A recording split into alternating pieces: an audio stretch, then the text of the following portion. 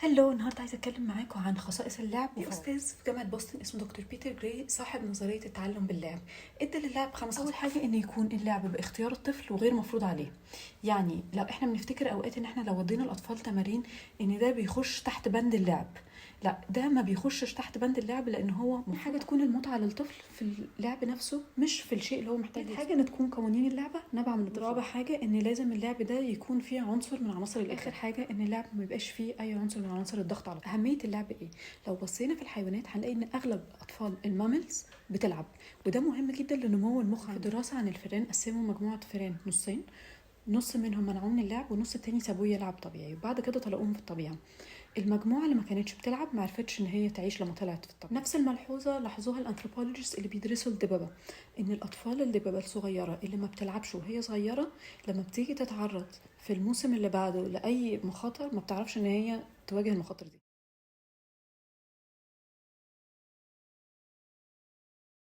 من كام سنة كده النيويورك تايمز عملوا غلاف العدد بتاعهم مكتوب عليه واي دو وي بلاي، وكان مركزين في العدد ده جدا عن أهمية اللعب، وده ابتدى يخلي ناس كتير قوي تلتفت لفكرة ايه أهمية اللعب للأطفال.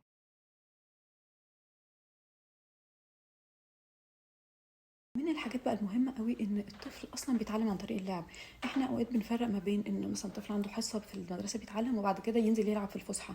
هو اساسا التعلم الاساسي بالنسبة للطفل هو بيجي عن طريق اللعب، والدليل احنا لو جينا نفتكر واحنا في اولى ابتدائي او تانية الحاجات اللي قعدنا حفظناها وصمناها مش هنفتكر منها حاجة خالص، بس ممكن موقف واحد في لعب حاجة حصلت فيه حاجات كتير قوي زي الماث والساينس الطفل بيعرف يتعلمها عن طريق اللعب. يعني لما من سن صغير قوي مثلا الطفل يبتدي يلعب بالاكل وتلاقيه بيلغوص وبيعمل يحط عليه ميه، يشوف ازاي لما اتحط عليه ميه الملمس بتاعه نفسه اختلف. دي كلها كانها علميه بالنسبه للطفل. هو بيبتدي يشوف الكوز اند افكت والحاجه بتتغير ازاي بس بالحاجه اللي هو بيعملها. احنا ممكن تبقى مزعجه بالنسبه لنا جدا وبيوسخ وايه القرف ده، بس هو دي بالنسبه له تعلم. الطفل لما بيقعد يمسك الحاجه ويرميها هو بيبتدي يتعلم عن الجاذبيه وازاي الحاجه لما بيسيبها من ايده بتقع. احنا مش دايما بنربط ما بين ده وما بين التعلم، بس هو في مرحله تعلم مستمره طول ما هو لغايه لما بيلعبوا مع بعض وبيتخانقوا. دي من اول الفرص ان هم يعرفوا يكتسبوا مهارات اجتماعيه اللي تخليهم في الحياه يعرفوا يتعاملوا مع الاخرين.